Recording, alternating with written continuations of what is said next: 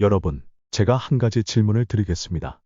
누군가의 행동이나 태도를 변화시키고 싶을 때 여러분은 어떻게 하십니까? 비판합니까? 충고합니까? 아니면 달리 접근하십니까? 잠시 생각해 보시기 바랍니다. 많은 분들이 비판이 효과적인 방법이라고 생각하실 수도 있겠습니다. 하지만 제 경험에 따르면 비판은 거의 항상 역효과를 낳습니다. 1931년 5월 7일, 뉴욕에서는 쌍권총 크로울리라는 악명 높은 범죄자가 체포되었습니다. 그는 경찰관을 살해했고, 맨해튼의 아파트에서 경찰과 1시간 넘게 총격전을 벌였죠. 1만여 명의 시민들이 지켜보는 가운데 150명의 경찰과 형사들이 그를 체포했습니다. 뉴욕 경찰국장은 이 사람이 사소한 일로도 살인을 할 수 있는 위험한 범죄자라고 발표했습니다. 그런데 여러분, 정말 놀라운 사실이 있습니다.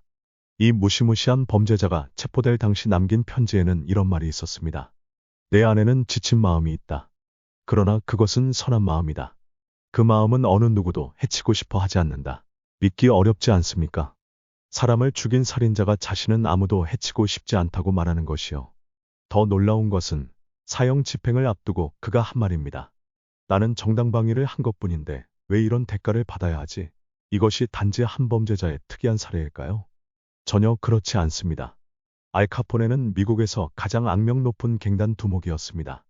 그는 수많은 범죄를 저질렀지만 자신에 대해 이렇게 말했습니다. 나는 다른 사람들에게 즐거움을 주고 좋은 시간을 갖도록 도우며 내 인생의 황금기를 보냈다. 그런데 내게 돌아온 것이라고는 비난과 범죄자라는 낙인뿐이다. 그는 자신이 독재가이며 다만 인정받지 못하고 오해받고 있을 뿐이라고 진심으로 믿었던 것입니다.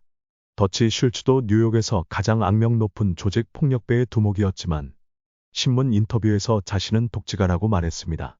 싱싱교도소의 소장이었던 워든 로즈는 제게 이런 편지를 보냈습니다.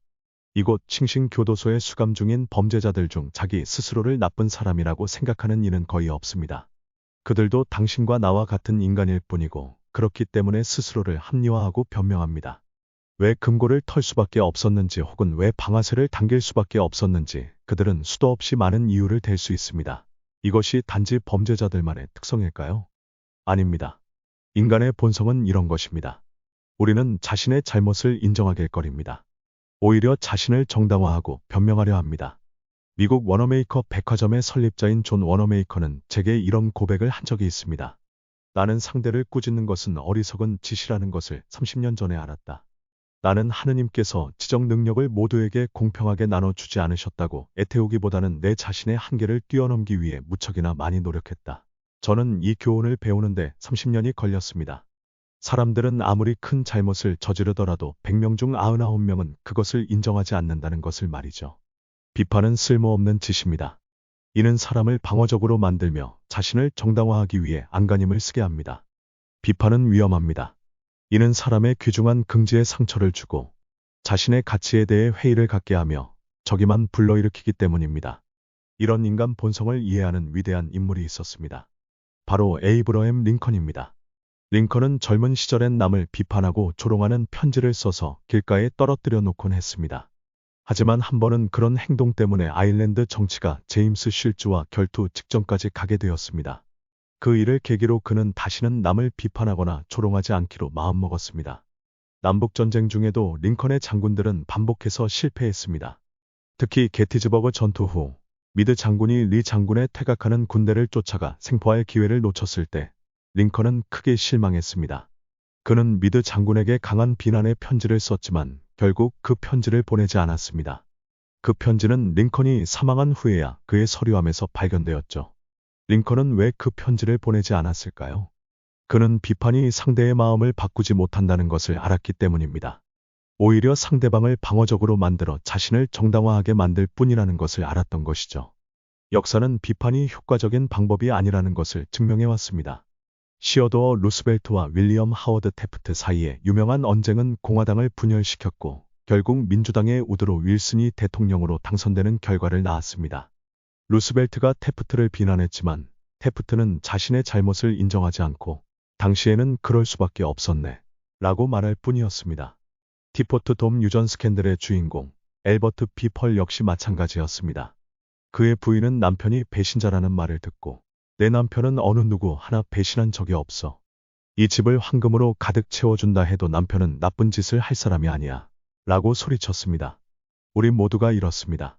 우리는 자신의 행동을 합리화하고 자신보다는 타인의 잘못을 더 쉽게 발견합니다. 벤저민 프랭클린은 사람을 상대하는 놀라운 기술을 가졌던 사람입니다. 그는 저는 그 누구에 대한 험담도 절대 하지 않습니다. 대신 제가 아는 모든 이의 장점에 대해 말할 뿐입니다. 라고 말했습니다. 여러분, 우리가 비판할 때마다 상대방의 자존심이라는 화약고에 불씨를 던지는 것과 같습니다. 비판은 상대의 방어 본능을 자극하고 그들은 자신을 정당화하려고 애쓸 뿐입니다. 비판이 얼마나 위험한지 아십니까? 영국의 위대한 소설가 토머스 하디는 혹독한 비평을 받은 뒤 영원히 소설 쓰기를 포기했습니다. 영국의 시인 토머스 채터튼은 비난 때문에 자살했습니다. 미국의 레너드 우드 장군은 비난 때문에 조기에 사망했다고 알려져 있습니다. 그럼 우리는 어떻게 해야 할까요? 어떻게 하면 다른 사람의 행동을 바꿀 수 있을까요? 누군가를 변화시키고 싶습니까? 먼저 자신을 변화시키십시오.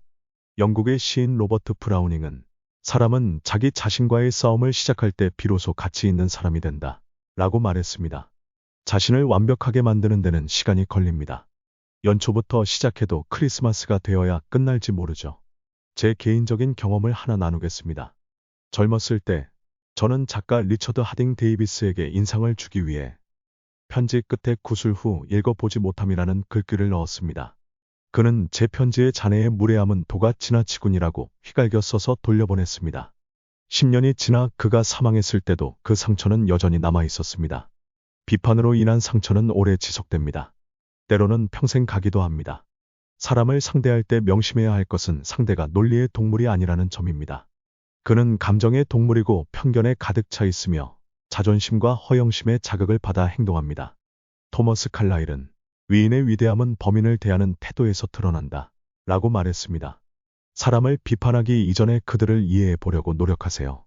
그들이 왜 그런 행동을 하는지 곰곰이 생각해 보세요. 그 편이 비판하는 것보다 더 유익할 뿐 아니라 흥미롭기도 합니다. 세뮤얼 존슨은 하느님도 사람이 죽기 전까지는 심판하지 않으신다. 라고 말했습니다.